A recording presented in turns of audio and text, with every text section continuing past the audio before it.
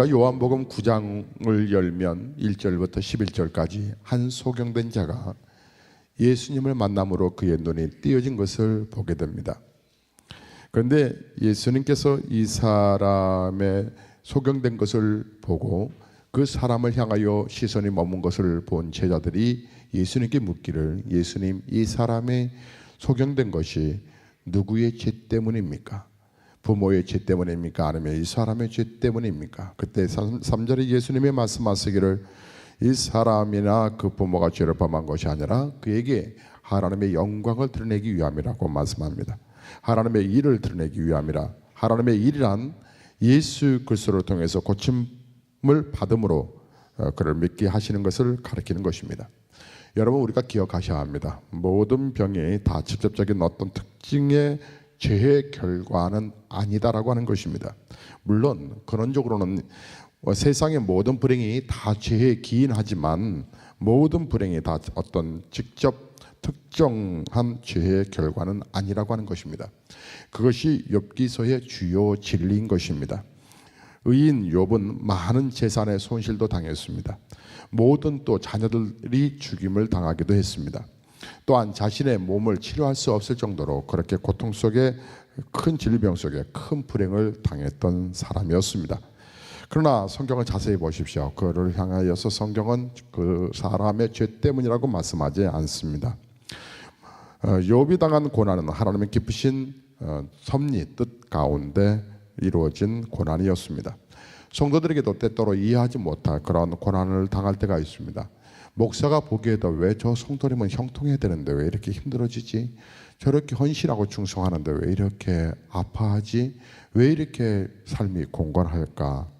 그래, 그 가운데 목사는 더 저 성도님을 위해서 작정해서 기도 좀 더 드려야 되겠다라고 하는 기도의 욕망이 끓어오릅니다. 여러분, 우리의 삶을 이 땅에서 살아가는 동안에 우리는 이해하지 못할 고난도 당할 때가 있을 것입니다. 성도는 그러나 그런 고난을 통해서 하나님을 더 알게 되고 더 겸손하게 되어가고 또 믿음이 굳세어지고 인격이 더욱 거룩하게 단련되는 것이라고 생각합니다. 그러므로 욥은 고난이 끝난 이후에 그가 고백하기를, 욥기 고난 중에, 고난 23장을 보면 그가 10절에 내가 나의 가는 모든 길을 그가 하시나니 그가 나를 단련하신 후에는 내가 정금같이 나올 것이다. 그러므로 우리가 당하는 고난, 또 우리가 당하는 슬픔, 우리가 당하는 질병, 우리 믿음의 지체끼리 서로가 정죄하지 마셔야 합니다. 오히려 판단하지도 마시고 오히려 그를 위해서 기도해 줘야 될 줄로 믿습니다. 예수님께서 이 말씀을 하시고 땅에 예수님께서 6절과 7절에 보면 침을 뱉으셔서 진흙을 이겨서 그의 눈을 바르시고 이르시되 실로암 못에 가서 씻으라고 말씀하십니다. 저는 처음에 이 말씀을 잘 이해를 못했습니다. 왜 더럽게 예수님 침 뱉어서 진흙에다가 그 세균 덩어리도 많을 텐데 왜 눈에다 이렇게 바르셨을까? 그런데 그 학자들은 이렇게 말을 합니다. 예수님께서 말씀으로 그 사람을 고칠 수 있었겠지만 그렇게 하지 아니하신 이유, 그 대신 그는 땅에 침을 뱉다 진흙을 이겨 그 소경의 눈에 바르시고 그에게 실로암 못에 가서 씻으라고 말씀하셨던 그것은 바로 그 소경에게서 믿음과 순종을 보기를 원하셨던 것, 그가 바로 눈을 떼게 하신 것이 아니라 그에게 거룩한 순종을 요구하셨던 것, 그의 행위는 모든 사람에게 교훈이 된다고 하는 것이죠. 하나님께서 우리에게 원하시는 것은 참 믿음과 순종인 것을 보게 됩니다. 예수님의 방법은 옛날 엘리사 때 아람 나라의 군대 장관 나만의 나병을 고쳐주신 것과 흡사합니다. 엘리사 그 선지자는 나만에게 이렇게 종에게 직접적으로 말하는 것도 아니고 종에게 전달합니다. 가서 요단강에 몸을 7번 씻으라. 열왕기하 5장을 보면 리얼하게 표현되고 있습니다. 하나님께서는 엘리사를 통해서 말씀으로 나만의 나병을 치료할 수도 있으셨습니다. 그런데 굳이 요단강에 가서 몸을 씻으라. 요단강에 가서 몸을 씻는데 6번이 아니고 7번. 물론 한 번 씻어도 나을 것 같은데 7번이나 씻으라고 말씀하십니다. 하나님께서는 나아만 이 장군의 참 순종의 모습, 참 믿음의 모습을 보기를 원하셨다고 하는 것이죠. 한 번, 두 번, 아마 6번까지도 흔적은 없었을 것입니다. 그런데 7번째에 하나님께서는 그의 질병을 고쳐주셨는데, 질병을 고쳐주신 이유는 그의 참 믿음과 순종을 보셨다고 하는 것입니다. 오늘 본문의 이 소경은 예수님의 말씀을 믿고 순종했습니다.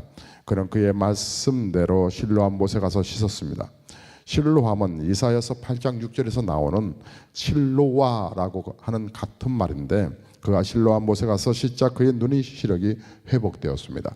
즉 죽은 시신경이 되살아난다는 얘기죠. 이제는 이 소경이 보는 자가 되었습니다. 그는 난생 처음으로 이 아름다운 세상을 보게 되었습니다. 얼마나 감격적인 그런 순간이었을까. 그는 기적적으로 치료를 받았습니다. 그는 정말 하나님의 은혜를 경험했던 것이죠. 아무것도 없는 곳에서 무엇을 창조하시는 하나님께 그 하나님의 은혜를 받은 그가 고백하는 고백은 무엇이었을까요? 아마 감탄사의 연발이 아니었을까. 하지만 이때로부터 또 예수님은 보이지 않는 핍박과 고난 속에 또 거하게 됩니다. 13절부터 34절에 이르러 보면 불신자들이 예수님을 핍박하는, 계속적으로 예수님을 책잡으려고 하는 내용들이 나열되고 있습니다. 13절에서 16절에 보면 저희가 전에 소경됐던 사람을 데리고 바리새인들에게 갔습니다. 예수께서 진흙을 이겨서 눈을 뜨게 하신 날이 안식일이었다고 하는 것이죠. 그러므로 바리새인들이 그가 어떻게 보게 되었는지를 묻습니다. 그런 말합니다. 그 사람이 진흙을 내 눈에 바르매 내가 씹고 보나이다. 걸었던 것도 안식일 날 걸었던 것도 죄가 되고, 이게 눈을 이렇게 씻었다, 움직였다라고 하는 것도 죄라는 것을 그들은 스스로 정죄했습니다. 바리새인 중에 어떤 이가 이 사람이 안식일을 지키지 아니하니 하나님께로부터 온 자가 아니다라고 말하고, 또 어떤 사람들은 말을 하기를 죄인으로서 어떻게 이러한 표적을 행할 수 있었느냐 말하며 서로 피차 쟁론이 많아졌습니다. 17절에 이에 소경되었던 자에게 다시 묻되 그 사람이 내 눈을 뜨게 하였으니 너는 그를 어떠한 사람이라고 하느냐, 어떻게 생각하느냐, 너는 무엇이라 생각하느냐라고 그에게 물었습니다. 그러자 그가 대답하기를 선지자입니다. 참 선지자는 하나님께서 보내신 자로서 진리를 말하는 자이며 사람들은 그의 모든 말씀을 다 믿어야 한다라고 하는 의미 속에서 그는 선지자입니다라고 이렇게 고백을 합니다. 어떤 선지자가 참 선지자가 되려면 몇 가지 조항이 있어야 합니다. 첫째로 그의 교훈이 모세의 율법에 따라 그것이 맞춰져야 되고, 둘째로 기적을 행할 수 있는 표가 있어야 되며, 셋째로 그가 무엇을 예언한다면 그 예언대로 그대로 이루어져야 하는 것. 예수님께서는 모세의 율법에 일치하게 교훈을 행하셨고, 또 소경의 눈을 고쳐주셨고, 고쳐받은 그런 예수님에 대해서 그가 그래서 경험하기를 참 선지자, 곧 우리가 그의 말을 이제는 다 듣고 그의 말을 다 지켜야 할 선지자임을 깨닫고 유대인들에게 그렇게 얘기했던 것입니다. 자, 18절에서 23절의 말씀을 보면 유대인들이 저가 소경으로 있다가 보게 된 것을 정말 믿을 수가 없었습니다. 도대체 어떻게 이런 일이 일어날 수 있겠는가. 그래서 그 사람의 부모를 불러 모읍니다. 불러서 물었습니다. 이는 너희의 말에 소경으로 났다 하는데 너희 아들이 맞느냐는 거죠. 그러면 맞다면 그가 지금 어떻게 이런 일들이 일어날 수 있게 되었는가에 관해서 묻습니다. 그런데요, 여러분, 그 부모의 대답이 참 지혜로운 것을 보시겠습니까? 자, 여러분 그 부모가 이렇게 말하죠. 19절에 20절에 그 부모가 대답하여 이르되 이 사람이 우리 아들인 것과 맹인으로서 난 것을 아나이다. 자, 21절 그러나 지금 어떻게 되어 보는지 또는 누가 그 눈을 뜨게 하였는지 우리는 알지 못하나이다. 저에게 물어보시오. 저가 장상했으니 자기 일을 말하리이다. 자, 부모가 이렇게 말한 것은 이미 유대인들이 누구든지 예수를 그리스도로 시인하는 자는 출교하기로 결의하였으므로 그들을 무서워합니다. 그러니까 자기도 당하고 예수도 당한다는 것을 알았기 때문에 그 부모는 그가 장성하였으니 그에게 물어보시오. 자, 유대인들의 마음이 참 어둡고 강팍했습니다. 그들은 그 소경이 예수님에 의해서 고침받은 사실을 인정하려 들지 않았습니다. 그들 속에 있었던 불신앙적인 선입견은 그들로 하여금 아주 명백한 사실조차도 믿지 못하게 했던 것입니다. 그러나 그들의 그 불신앙적인 편견을 버렸다면 예수님을 바로 알고 믿을 수 있었을 것인데, 사람은 잘못된 선입견을 버릴 때에 어떤 사물이라든지 어떤 이 사람에 대해서 제대로 분별하고 제대로 평가할 수 있을 것 같습니다. 하지만 이 선입견은 사실은 내가 본 것보다 사실 들은 것으로 인해서 결정되는 경우들이 참 많습니다. 누가 이러하더라, 누가 이렇게 말하더라, 누가 이렇게 보았더라, 누가 이렇게 얘기하더라 라고 하는 말들이 우리의 선입견을 꽉 잡아버릴 때가 있습니다. 그래서 정말 우리가 사회생활을 하거나 특별히 교회 공동체 생활할 때는 이 부분을 여러분 성숙한 단계로 바로 끌어올려야 합니다. 내가 경험하지 아니하고 내가 보지 아니하고 내가 그분과의 신앙적인 부분을 함께하지 아니하고 함부로 말하고 평가하다가 나중에는 우리가 회개할 날이 올 수 있기 때문에 그렇습니다. 어쨌든 이 사람에 관해서 이 소경을 통해서 예수님을 자꾸 책잡을 했던 사람, 근데 이들은 여기서 중단하지 않냐고 24절과 25절에 보면 또다시 이 소경을 불러 두 번째 부른다고 말합니다. 그들은 소경되었던 그 사람을 두 번째 불러 말을 합니다. 너는 영광을 하나님께 돌리라. 우리는 저 사람이 죄인인 줄 안다라고 말을 하죠. 그가 근데 그때 대답을 합니다. 그가 죄인인지 내가 알지 못하나 한 가지 아는 것은 내가 소경으로 있다가 지금 보는 그것이니이다. 유대인들이 예수를 죄인이라고 단정하고 그 일이 하나님께 영광을 돌리는 일이라고 생각하는 것은 참으로 무지하고 신앙생활을 믿음을 제대로 갖지 못하고 있는 그런 상태지요. 예수께서 죄인인 증거가 무엇인가? 하나님의 아들로서 오셔서 자신을 하나님의 아들이라고 증거하신 것이 죄가 된다는 말일까? 만일 병든 자들을 고쳐주신 것이 오히려 죄가 된다는 것일까? 만일 그것이 죄가 된다면 그들은 하나님의 아들이 아님을 증명하면 될 텐데, 그 외에 예수께서 정말 정죄받을 어떤 도덕적인 죄악을 범한 일도 없는데 참으로 정죄받으실 일이 없으시는 그분을 향해서 그들은 어떻게든 간에 책잡아서 그 흔적을 남겨서 그 흔적으로 예수를 죽이려 하고 있었던 것이었습니다. 26절과 29절에 보면 저희가 가로되 그 사람이 내게 무엇을 하였느냐, 어떻게 내 눈을 뜨게 하였느냐. 그가 대답합니다. 내가 이미 일러서도 듣지 아니하고 어찌하여 다시 듣고자 하나이까. 이 소경이 상당히 지적 수준이 있고요, 이 소경이 상당히 분별력이 있는 사람이라는 것을 알 수 있어요.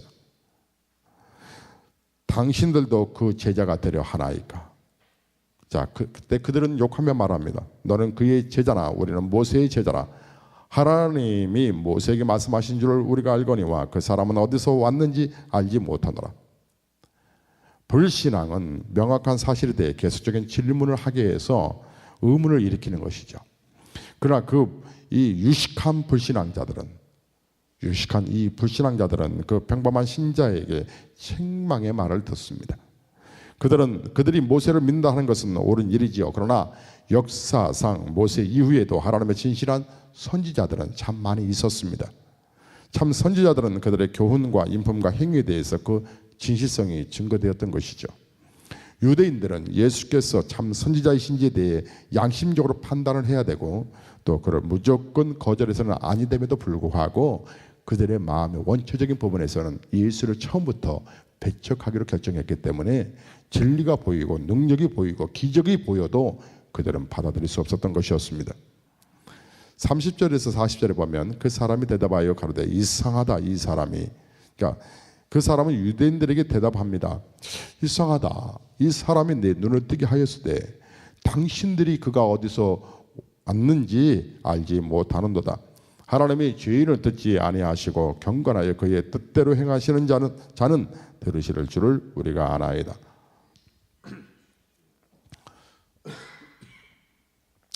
창세 이후로 소경으로 난 자의 눈을 뜨게 하였다 함을 듣지 못하였으니 이 사람이 하나님께로부터 오지 아니하였으면 아무 일도 할 수 없으리이다. 자, 고침받은 그 사람은 유대인들의 불신앙에 대해서 오히려 참 이해할 수가 없다. 그러면 의아해하면서 예수님이 하나님께로부터 오셨음을 확신하며 그가 증거합니다. 평범한 그의 깨달음과 판단은 유대 지도자들의 생각과 판단보다 더 타당성이 있고 더 격이 있는 것을 여러분 볼 수 있지 않습니까? 상당히 또한 설득력 있게 논리적으로 말하려고 말을 합니다.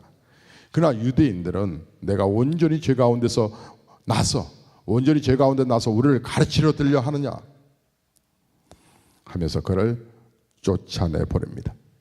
인간은 전적으로 어둡고 부패되어 있어서 하나님의 은혜가 아니고서는 그 무지함과 완고함이 제거되고 고칠 수가 없는 것 같습니다.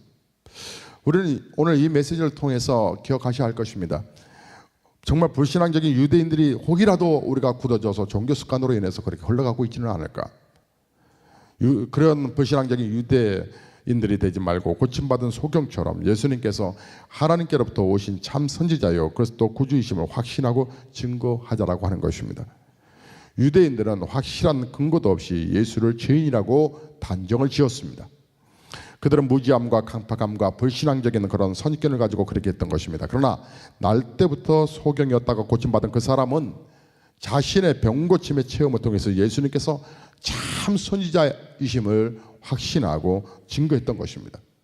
우리는 성경에 기록된 증인들의 진실한 증거들의 말씀들을 읽고 예수 그리스도를 확신하고 그를 가장 사랑하며 그의 참 제자가 되어서 그의 교훈을 힘써서 우리가 순종하고 그를 모든 사람에게 널리 알려야 될 줄로 믿습니다. 자, 여러분 35절부터 41절까지 보면 안타까운 모습이 나오면서 예수님이 이 소경에 대한 사람의 근본적인 한 가지의 문제를 해결해 주십니다. 35절에서 36절을 보면 예수님께서 저희가 그 사람을 쫓아냈다라고 하는 말을 들으셨습니다. 그래서 예수님께서 그를 만나서 말씀하시기를 내가 인자 즉 하나님의 아들을 믿느냐 인자를 믿느냐 그가 대답합니다. 주여 그가 누구시오니까 내가 믿고자 하나이다. 자, 하나님의 크신 은혜를 체험한 그의 마음은 하나님을 향해서 이미 마음이 열려 있었습니다. 사람이 하나님과 그 진리를 믿고자 하는 마음을 가지는 것은 이미 하나님의 은혜를 받은 증거이겠지요. 하나님의 은혜가 아니고서는 사람이 하나님에 대해 관심조차도 갖지 못할 것입니다. 부패한 이스라엘 백성들이 그랬었거든요. 호세아서 8장 12절의 말씀을 보면 내가 저를 위하여 내 율법을 만가지로 기록하였으나 저희가 관계없는 것처럼 여기는도다. 자, 그러나 고침받은 그 소경에게는 하나님을 향해 마음이 열려 있었습니다. 그래서 그가 제가 믿나이다. 그때 37절에 38절에 예수님께서 말씀하시기를 내가 그를 보았거니와 지금 너와 말하는 자가 그니이다. 말씀하시자 그가 주여 내가 믿나이다 하며 그는 절을 합니다. 예수님께서는 자신의 하나님의 아들 그리스도이심을 공개적으로 분명하게 책잡힐 일인데 공개적으로 분명하게 증거하셨습니다. 이때 그가 행하는 이 표현을 보십시오. 이 소경의 표현을 보십시오. 절한다, 절하다. 절한다라고 하는 원어는 경배한다라고 하는 뜻인데 소경은 고쳐주신 예수님은 하나님의 아들이시다. 그는 단순히 한 인간이 아니고 하나님의 아들이시기 때문에 모든 사람이 그를 믿고 의지하며 그를 경배하고 순종해야 한다라고 하는 그는 사람들이 믿고 경배할 대상자입니다라고 하는 그 액션으로 그 앞에 절을 합니다. 예수님은 단지 우리가 본받아야 할 모범만이 아니라 우리가 믿고 또 의지해야 할 대상인 줄로 믿습니다. 성경은 우리가 사람을 의지해서는 안 된다라고 말합니다. 이사야서 2장 22절에 너희는 인생들을 의지하지 마라. 그의 호흡은 코에 있나니 수에 칠 가치가 어디 있느냐라고 말합니다. 목사는 장례식에 늘 참여할 때마다 그리고 이제 하관할 때마다 화장터에서 하관을 하던 또 매장지에서 하관을 하던 어제 하관 예배를 인도하면서 그런 생각이 들었습니다. 이 자연의 숲속에서 여러 분봉들이 많이 있더라고요. 앞서 가신 이분의 고인의 부모들도 여기 묻혔을 것이고, 또 앞으로 또 계속 묻힐 또 무덤들이, 공동 무덤들이 쫙 있었습니다. 우리가 의지했던 어떤 사람이라 할지라도 이렇게 하나의 자연으로 돌아가 버리고 맙니다. 그래서 성경에는 사람을, 인생을 의지하지 말라고 말씀하셨습니다. 요한복음 2장 24절에 예수님께서도 자기를 따르는 사람들에게 그의 몸을 의탁하지 아니하셨다라고 말하고 있습니다. 우리는 사람들을 의지하지 말고 오직 하나님만 의지해야 된다라고 하는 것이죠. 그러므로 이사야서 26장 4절에 너희는 여호와를 영원히 의뢰하라. 주 여호와는 영원한 반석이다 라고 말씀하셨습니다. 예수님은 단순히 우리가 본받아야 할 그런 대상이 아니시고 바로 우리가 믿고 의지할 대상이라고 하는 것입니다. 사람은 하나님의 아들 예수 그리스도를 믿고 의지할 때 영생을 받는다 말씀하지 않습니까? 39절에서 41절에 보면 예수님께서 가라사대 내가 심판하러 이 세상을 왔으니 보지 못하는 자들은 보게 되고 보는 자들은 소경이 되게 하려 합니다. 바리새인 중에 예수님과 함께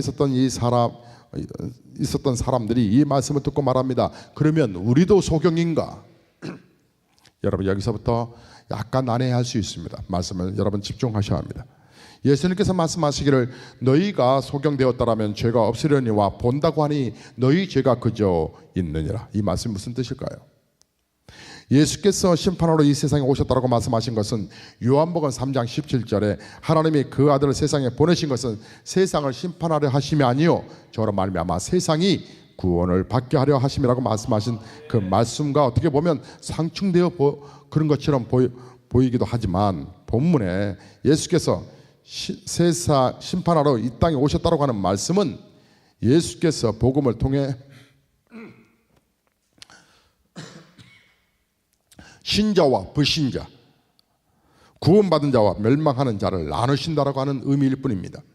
그를 믿는 자는 구원과 영생을 얻지만 예수를 믿지 않는 자는 멸망을 얻는다라고 하는 의미에서 예수 그리스도는 모든 사람에게 심판자의 척도가 되는 것이죠.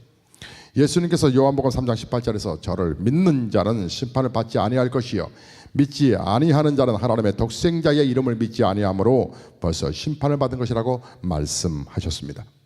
요한복음 3장 36절에도 아들을 믿는 자는 영생이 있고 아들을 순종치 아니하는 자는 영생을 보지 못하고 도리어 하나님의 진노가 그 위에 머물러 있다라고 말씀하셨습니다. 고린도후서 4장 3절과 4절에 보면 바울은 만일 우리의 복음이 가리워졌으면 망하는 자들에게 가리운 것이라 그 중에 이 세상 신이 믿지 아니하는 자들의 마음을 혼미케 하여 그리스도의 영광의 복음의 광채가 비치지 못하게 함이니 그리스도는 하나님의 형상이니라 이렇게 말씀하셨습니다. 이처럼 예수 그리스도의 복음은 모든 사람들에게 모든 백성들에게 구원을 주시는 동시에 어떤 의미에서 심판이 된다라고 하는 얘기입니다. 그것은 듣는 사람들은 구원과 멸망과 천국과 지옥의 두 분류 중에 나누는 점에서 그래서 예수님께서는 내가 온 것은 세상은 사실 심판이 아니라 궁극적으로는 너희를 저주에서 심판해서 지옥에 떨어지게 함이 아니라 지옥에서 건져내기 위함이라고 하는 것을 강력하게 말씀하셨던 말씀들인데 예수님께서 자신이 사람들에게 심판자가 된다고 하는 사실 그것은 뭐예요? 보지 못하는 자들은 보게 하고 보는 자들은 소경이 되게 하려 함이라. 이 표현은 예수님께서 소경의 눈을 뜨게 해주신 것이 영적 소경인 죄인들의 눈을 뜨게 해주실 것을 암시하는 것인데 그가 세상에 오신 것은 영적 소경들의 눈을 뜨게 해주시기 위함이신데 여러분 사도행전 6장 14절의 말씀을 보면 두아디라 성의 자주장사로서 하나님을 공경하는 루디아라고 하는 여자가 들었는데 주께서 그 마음을 열어 바울의 말을 청종하게 하신지라 라고 기록하고 있습니다. 고린도후서 4장 6절에도 어두운 데서 빛이 비추시려 하시던 그 하나님께서 예수 그리스도의 얼굴에 있는 하나님의 영광의 빛을 아는 우리 마음 백성들에게 우리 마음에 비쳤다라고 말씀하셨는데 하나님께서 우리의 마음을 열어 우리의 영혼을 열어 우리의 눈을 밝혀주실 때에 사람은 하나님의 진리를 깨닫고 구원을 받게 된다고 하는 얘기인데요. 예수 믿고 구원받는 것은 영적 소경에서 고침받는다고 하는 얘기입니다.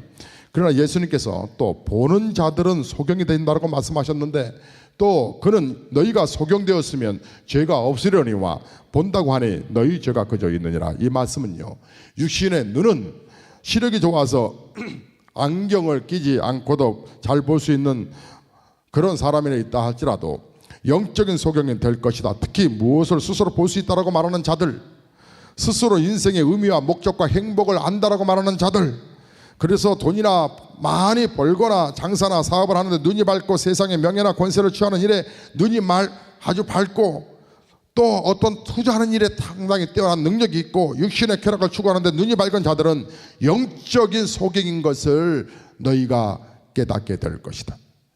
그들은 다 자신들이 죄인임을 보지 못하고 복의 근원 되시는 거룩하신 하나님을 알지 못하고 영생과 천국을 알지 못하는 자들, 세상적으로 물질적으로 육신적으로는 눈이 밝아 있지만 영적으로는 아주 그렇게 눈이 꽉 막혀버린 사람들. 하나님의 구원은 영적인 소경이 고침을 받는 것입니다. 구원은 영안이 열려서 영원하고 복되신 하나님을 알고 자신의 죄악됨을 허무함을 알고 하나님께서 보내신 구주 예수 그리스도를 믿고 그를 믿는 자들이 들어가서 누릴 천국과 영생을 아는 자가 되는 것인데, 결론적으로 모든 사람은 자신이 영적 소경임을 알아야 한다고 하는 얘기입니다. 그래서 예수 그리스도께 나와서 고침을 받아 하나님을 알고 구주 예수 그리스도를 알고 천국과 영생을 아는 자들이 되어야 한다고 하는 얘기입니다. 세상적인 눈, 죄악적인 눈은 멀고 영적인 눈은 밝아져야 한다. 이것은 하나님의 은혜로 된다고 하는 것입니다. 루디아의 마음을 열어 바울의 설교를 깨닫게 하고 믿게 하시던 하나님께서 오늘도 주의 은혜를 사모하는 주의 귀한 성도들에게 이와 같은 은혜가 임하기를 원한다고 하는 것입니다. 어두운 데서 빛이 있으라고 이렇게 선포하셨던 하나님께서는 영적 어둠 속에 사는 자들의 그 마음속에 예수 그리스도를 아는 지식과 믿음을 주시는데 그것이 바로 구원입니다.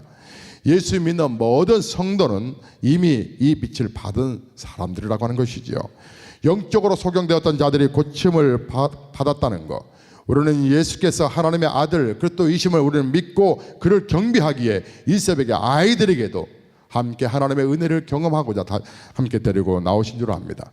이제 우리는 그를 사랑하고 그에게 합당한 찬송과 경배를 더욱더 올려야 할 것입니다.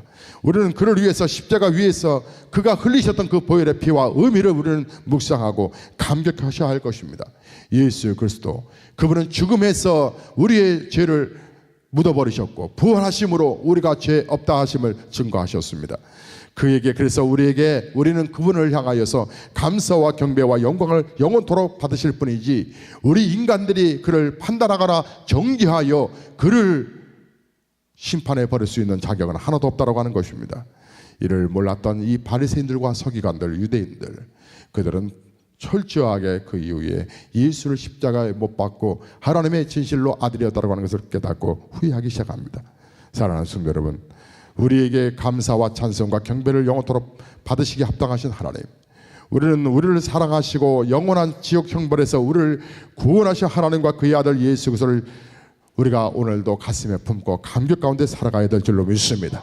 또 우리는 우리의 마음의 눈이 더욱더 밝아져서 하나님과 그의 복된 말씀과 천국의 영광과 능력을 더욱 깨닫는 주의 지혜로운 성도가 되어야 될 줄로 믿습니다. 바울은 예배소 교인들을 위해서 기도하기를, 그는 이렇게 예배소서 1장 17절과 19절에서 이렇게 고백합니다. 우리 주 예수 그리스도의 하나님, 영광의 아버지께서 지혜와 계시의 정신을 너희에게 주사 하나님을 알게 하시고 너희 마음 눈을 밝히사 그의 부르심의 소망이 무엇이며 성도 안에서 그 기업의 영광이 무엇이며 그의 풍성함이 무엇이며 그의 힘의 강력으로 역사하심을 따라 믿는 우리에게 베푸신 능력의 지극히 크심이 어떤 것을 너희로 알게 하시기를 나는 간구하노라.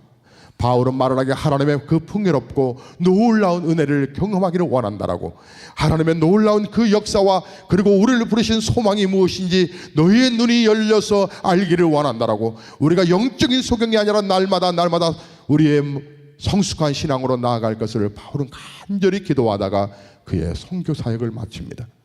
사랑하는 성도 여러분, 오늘도 우리 아버지 그 하나님께서 여러분을 사랑하시고 오늘도 주의 성령님이 여러분과 함께 하시고 여러분을 채워가시고 여러분을 축복하시는 그 하나님을 힘있게 경배하는 복된 날이 되시기를 주의 이름으로 축원합니다. 찬송하시겠습니다.